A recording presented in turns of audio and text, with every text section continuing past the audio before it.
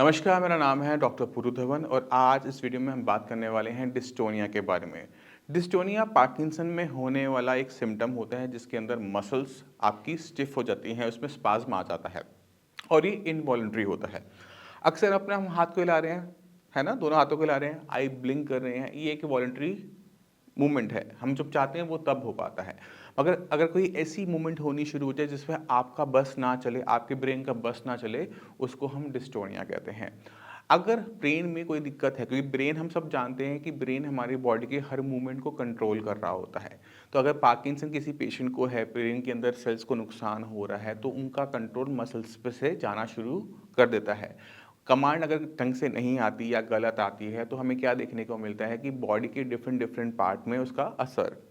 अगर हम देखते हैं जैसे ट्रेमर है, ट्रेमर क्या है? कंट्रोल का बाहर जाना है। इसी तरह से डिस्टोनिया भी हमें देखने को मिलता है पार्किंसन पेशेंट के अंदर। अब ये डिस्टोनिया है वो 3 टाइप का होता है। एक है आपकी फुल बॉडी पे डिस्टोनिया होना है, तो आपकी पूरी मसल्स बॉडी की सारी जो मसल्स हैं, बॉडी पार्ट्स हैं, वो इनवॉलंटरी मूवमेंट करेंगे, उसमें स्पास्टिसिटी हो सकती है, उसमें स्टिफनेस हो सकती है।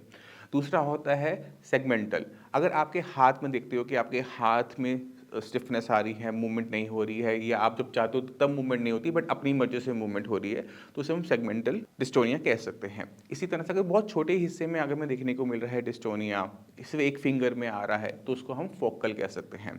तो ये डिपेंड करता है कि वो कितने बड़े एरिया को कवर कर रहा है, उस पर इसका डिपेंड करता है कि उसको हम किस सेगमेंट में रखेंगे, क्या क्लासिफिकेशन करेंगे।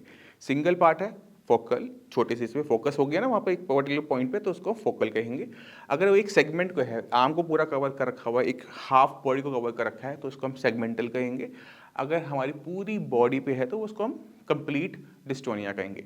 अब ये 3 आपने समझ लिया, अब ज़रूरी है कि इसके पीछे इससे सिम्टम क्या होंगे।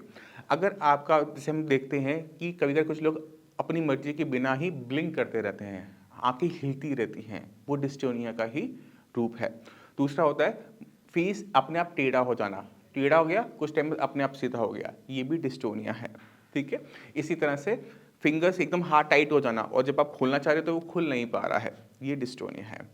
तो ये डिफरेंट डिफरेंट टाइप का डिस्टोनिया आपको किसी भी बॉडी पार्ट में देखने को मिल सकता है पार्किंसन पेशेंट के अंदर। डिस्टोनिया के और भी बहुत सारे रीज़न होते हैं, सिर्फ पार्किंसन नहीं होता, इसमें आपकी ब्रेन इंजरी भी हो सकता है, इसके अंदर ब्रेन स्ट्रोक भी हो सकता है, और बहुत सारे सिंड्रोम्स होते हैं, विल्सन सिंड्रोम जैसे होते हैं, जिनके अंदर भी हमें डिस्टोनिया देखने को मिल सकता है।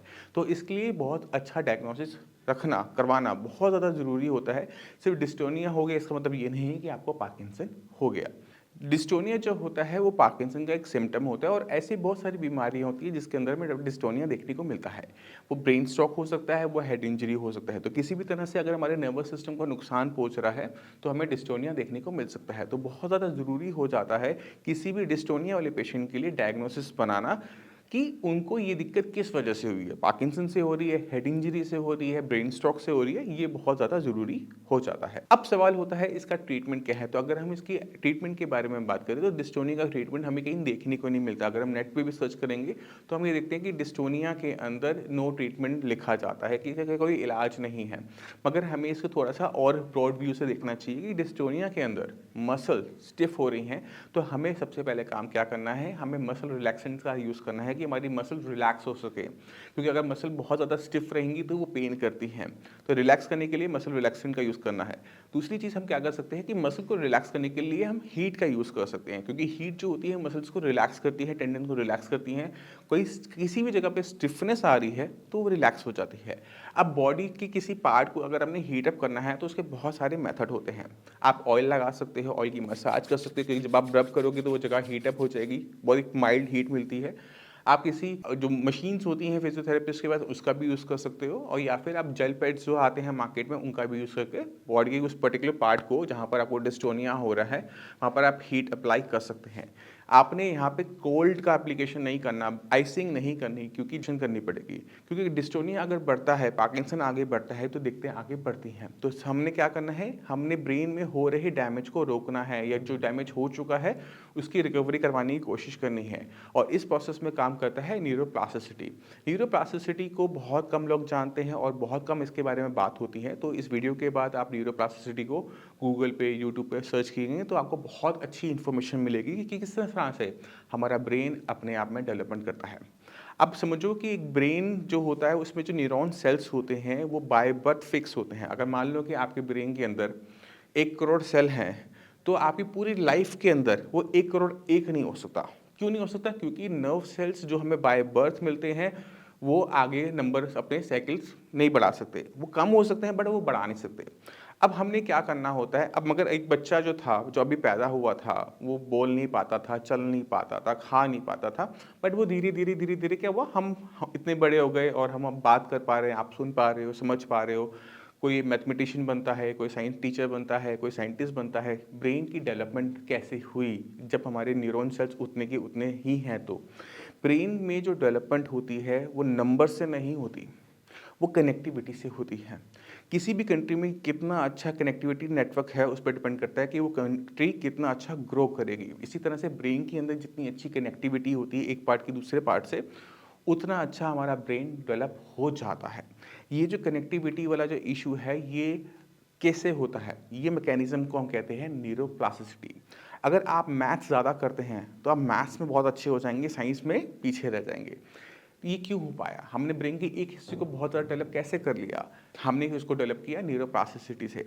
अब यही बीमारियों का सॉल्यूशन भी है। अगर एक पेशेंट जिसको पार्किंसन है या फिर उसको ब्रेन स्ट्रोक हुआ है या कोई भी ब्रेन का नर्वस का कोई डिसऑर्डर है, तो उसका सॉल्यूशन कहीं न कहीं वो न्यूरोप्लास्टिसिटी ही होता है कि जो एरिया को नुकसान हो चुका है, जो सेल्स को नुकसान हो चुका है, उसे बायपास कर दो। जैसे अगर आपने दिल्ली आना हो, तो ट्रैफिक ज़्यादा होता है, तो हम क्या करते हैं, मल्टीपल बाईपास यूज़ कर सकते हैं मगर हम अपने डेस्टिनेशन पे पहुंच जाते हैं।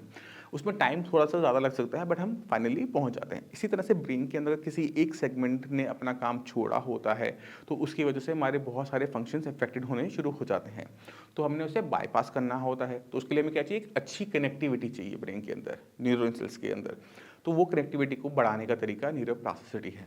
अब न्यूरोप्लास्टिसिटी हमारी बॉडी में बाय बर्थ शुरू होती है और एक अच्छी खासी एज, टीन एज तक वो अच्छी खासी चलती रहती है। 30s तक बहुत अच्छी तरीके से वो चलती है और जैसे जैसे हम एज में बड़े होते हैं वो डाउन होती चली जाती है और 20s 30s तक आते ही वो काफ़ी हद तक बंद हो जाती है। मगर ऐसा नहीं है कि इसे दोबारा से इनिशिएट नहीं होता। अगर मान लो कि ब्रेन को किसी टाइप की इंजरी होती है तो बॉडी, ब्रेन जो है वो अपने आप उसको हील अप करता है। जैसे स्किन पे कट लग जाए तो वो अपने आप हील अप होता है ना? इसको बस हमने साफ रखना होता है। इसी तरह से मान लो किसी के ब्रेन में क्लॉट आ गया है, नस फट गई, तो उसको हम ब्रेन स्ट्रोक कहते हैं, पैरालिसिस हो जाता है उस कंडीशन में। उसके अंदर भी पेशेंट के अंदर रिकवरी देखने को मिलती है क्योंकि न्यूरोप्लास्टिसिटी एक हाई स्पीड से शुरू हो जाती है अगले 6 महीने के लिए। अब एक पार्किंसन पेशेंट के माइंड के अंदर जो नुकसान हो रहा है वो धीरे धीरे हो रहा है, तो उसकी रिकवरी ब्रेन करता नहीं है। तो हमने ब्रेन को प्रमोट करना होता है कि वो अपनी न्यूरोप्लास्टिसिटी से जो नुकसान हो चुका है उसे रिकवर करे। अब हमें ब्रेन को समझाना पड़ता है कि आपको जो दिक्कत हो रही है वो आपके पास उसका ही सॉल्यूशन है।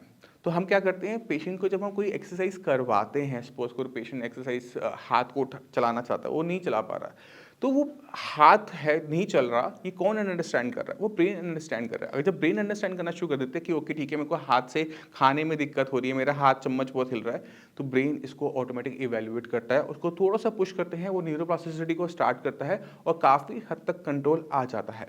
अगर कंट्रोल ना भी आए तो हमारे लिए बहुत ज़रूरी होता है कि पार्किंसन जो अपने आप बढ़ने वाली बीमारी है उस पर कंट्रोल आ जाए, वो आगे ना बढ़े। क्योंकि जो कंडीशन आज हमारी हैं, जो ट्रेमर्स हैं, डिस्टोनिया है, पेन है, वो अगर बढ़ता है उम्र के साथ तो पेशेंट की जो दिक्कतें हैं वो भी बढ़ती चली जाती हैं। और ये एक ऐसी बीमारी है जो ओल्ड एज में पेशेंट वैसे ही बॉडी वीक हो चुकी है और वो और परेशानियों को बढ़ा देता है। तो अगर आपको डिस्टोनिया है, पार्किंसन है, तो आपको अभी काम करने की ज़रूरत है अपने ब्रेन के ऊपर, अपने नर्वस सिस्टम के ऊपर। एलोपैथिक मेडिसिन्स में इसका कोई सॉल्यूशन नहीं है। डॉक्टर्स आपको यही बोलते हैं, सिंडोपा अगर आप ले रहे होंगे तो सिंडोपा की जो असर है वो कुछ टाइम के लिए रहता है, ख़त्म हो जाता है, कोई परमानेंट सॉल्यूशन अभी नहीं है। मगर जो हम आयुर्वेद से करते आ रहे हैं वो बहुत अच्छे रिजल्ट्स दे रहा है। पेशेंट को पहले महीने में ही रिजल्ट्स दिखने शुरू हो जाते हैं कि ओके ठीक है, मैंने मेडिसिन ली थी, मुझे अब ये दिक्कतें कम होनी शुरू हो गई हैं, और वो बहुत ज़्यादा ज़रूरी होता है। अगर हम पेशेंट को पूरा ठीक ना भी कर पाएँ और मगर पेशेंट की लाइफ में अगर हम 10%, 20%, 50% तक आराम दे दें तो पेशेंट की लाइफ बहुत सुधर जाती है। मैं उम्मीद करता हूँ इस वीडियो से आप डिस्टोनिया और पार्किंसन को बेटर अंडरस्टैंड कर गए होंगे। फिर भी माइंड में कोई भी डाउट है, डॉक्टर्स हैं उनसे बात कीजिए, वो आपको बताएंगे कि किस तरह से हम डिस्टोनिया पार्किंसन से बाहर निकल सकते हैं। आप इसी के साथ आप सभी चलने की आगे चाहूँगा। मिलते हैं अगली वीडियो में, तब तक के लिए नमस्कार।